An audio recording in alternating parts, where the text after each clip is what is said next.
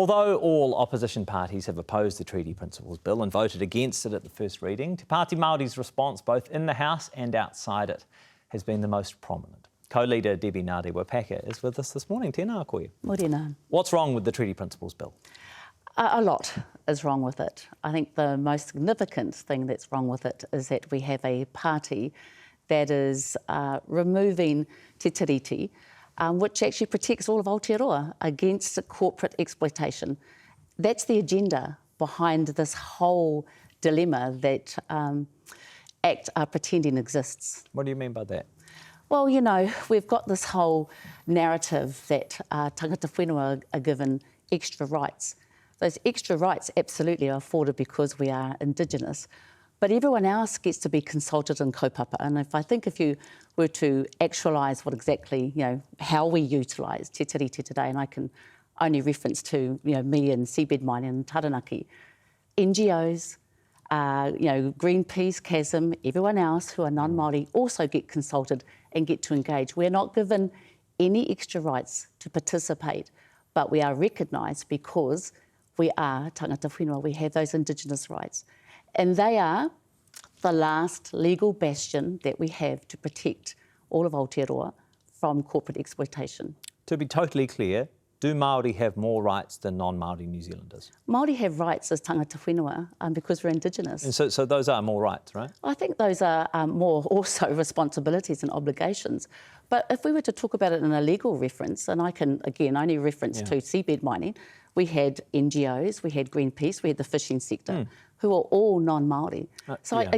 I think this narrative is deliberately designed as a fair tactic because we've got the whole, I don't like David's politics, but, he's been led by the Atlas narrative, and we in Aotearoa need to be really clear at what's at play here. So I just want to be really clear here.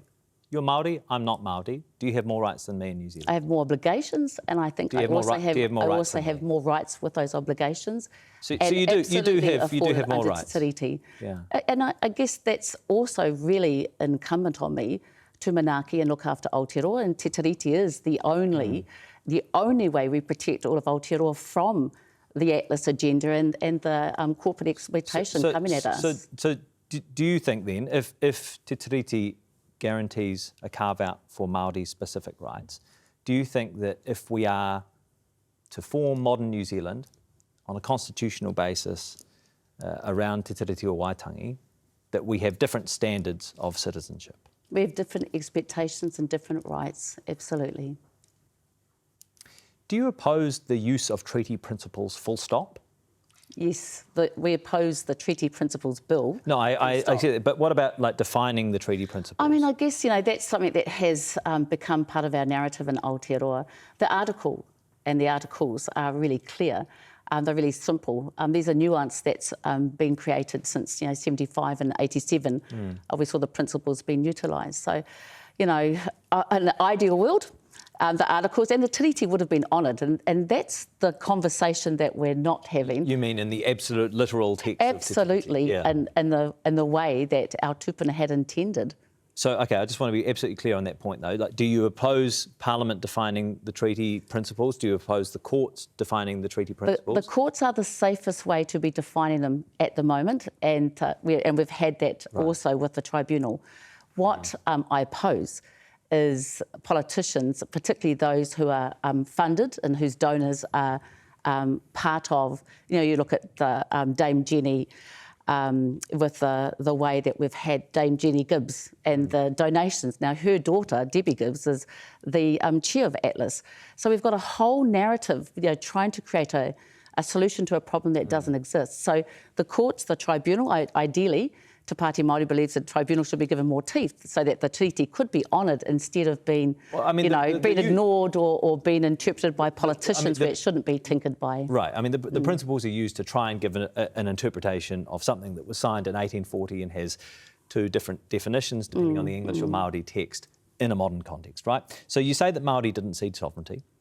What do you mean by that? If we are to take Te Tiriti in the most literal form, as you argue, what does that mean for New Zealand? Well, there are two sovereigns, and neither of them were Atlas or ACT. there are two sovereigns that have enacted and signed Te Tiriti, the sovereign being the Crown and the sovereign being the sovereign of the hapu and the iwi. Those are the parties. Those are actually only where Te Tiriti should be discussed. The others, So we've had what does that mean though interpretation. for modern day? So does that mean like we can't have two countries within Aotearoa? Well, we have, again, two sovereigns. Māori never ceded sovereignty. And again, if the But what does hour, it the mean, minute, the second before our natural development was interfered with, what we had is Māori determining their self-determination. And we had those who arrived, who weren't doing well, who had to be actually looked after and looked after by their own sovereign. Now how that, I guess how that manifests into a natural sense isn't a discussion you and I should be having about rangatiratanga. It's a discussion that Aotearoa should be having. Yeah. No, it's not an argument, it's an opportunity. And Mātiki Mai absolutely extends on that opportunity. Right. That's what we should be discussing. That's the contemporary. And I'm excited if we can go down there. Instead, what we have is we're having to defend our existence. We're having to defend our rights and pretend that the last 183 years or so didn't exist. What we've got is a party that David represents that supports having the Te Tiriti settled, and in those settlements, the Crown apologises and acknowledges that it needs to do better in honouring Te Tiriti. Now we've got a party again for a whole agenda to allow corporate exploitation in Aotearoa. This isn't an agenda to actually make life easier for us as Aotearoa. It's an agenda to remove the barrier, and the biggest barrier that stops corporate exploitation is Te Tiriti. So if we have two separate sovereigns, as you envisage, who decides who belongs to which sovereign? Well, rangatiratanga is something that's determined by Te Iwi Māori. And again, so that is. Like, which would David belong to, for example? Well, David can determine. I'm not quite sure where David belongs. I think you need to sort of go back and ask the Atlas Collective. But the reality is that tino rangatiratanga and rangatiratanga is not determined and debated by a party that got less than 8% of New Zealand's votes. No, I'm asking about your vision for the actualisation of my Te vision is that discussion happens outside of Parliament by our rangatira and is determined. But you're a rangatira, so I'm just asking what your vision for that actually is in practical My vision terms. is that we live in harmony. My vision is that I don't have to keep turning up and defending and having hikoi. My vision is that tino rangatiratanga and the ability to live with peace and dignity as Indigenous people of Aotearoa. You said the two sovereigns, right? That's what you said at the start of this interview. Well, the Tiriti acknowledges the two sovereigns. Yes, and rangatiratanga, again, is something you and I shouldn't be debating. It's actually something that is determined outside. So which sovereign does David belong to, for example? Well, I'm not sure who David's sovereign is. I think David. He whakapapas Māori, so does he? Which does he decide? Sovereign accountability with the atlases, but the reality. Let's get back to no. the I mean, if you answer my question, then I'll move on. So, like, David whakapapas Māori, right? So would he belong? It's for David's hapu and David to determine their rangatiratanga. Right. It's not again for Debbie to determine the rangatiratanga. Te Tiriti is really clear. The articles are really clear. And if David wasn't tinkering, particularly with Article 2, with tino rangatiratanga, it is not determined by kawana. It is not determined by politicians, and it's not determined on a show like you and I are in today. It's determined by Te Iwi Māori. Okay. You respect the different kawa of different marae, right? Do you respect Parliament's standing orders? We are forced, again, with the oath, we are forced to be able to participate in the kawanatanga space to adopt different things. But I think, with Te Pāti Māori from day one, we've challenged some of the tikanga of the House, and the standing orders, the Speaker's orders, are all tikanga open to be changed. Yes, that's right. So did you issue an objection when the standing orders were passed at the end of last term? We've put a lot of things into the standing orders. You'd have to go back and answer the Chief of Staff, but certainly we continuously push that. Did you specifically object then, though? I mean, that was the time, because you're right, the standing orders change over time, right, to reflect different norms of different ages. I think with the Thai Gate, certainly when we've brought others on, we've been asked to be removed. We've gone back to the Speaker. No, I know, but there is a space where they allow those objections. Yeah, sometimes. I think we've got extraordinary times going on politically in Aotearoa. Who would have thought that we would be debating Te Tiriti in 2024 with so much progress that we've made? So didn't really see that one coming, Jack, but certainly it's on the radar at the moment. Right, let's have a look at this footage from the House. Obviously there has been some pretty prominent opposition from Te Pāti Māori, both in the House and outside the House. Now here you are.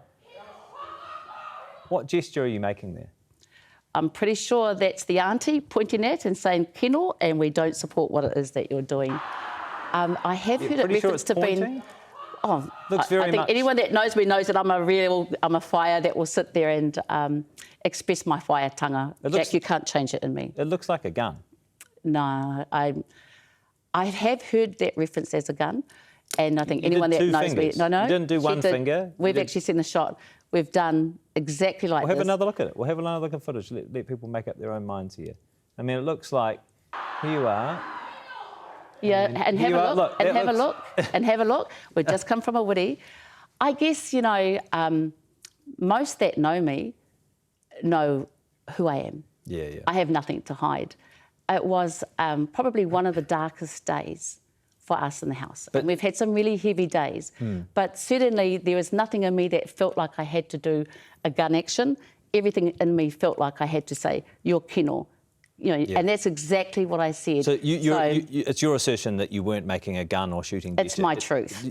It's absolutely truth. That Do I you wasn't. accept that it looks like that? I don't believe that it does, because I've seen a couple of points, but at the end of the day, there would only be mischief saying that Fire Deb would be out there to point a gun at anybody. But there was a haka, and I am really proud that we did that. That was a opportunity for us to show our huge grief and sadness at what it is that we had in our nation had to front. And at least we certainly get that to image express it. has been seen by many people around the world. The hikoi this week was organised by Edu Kapakingi, who's one of your parliamentary staffers.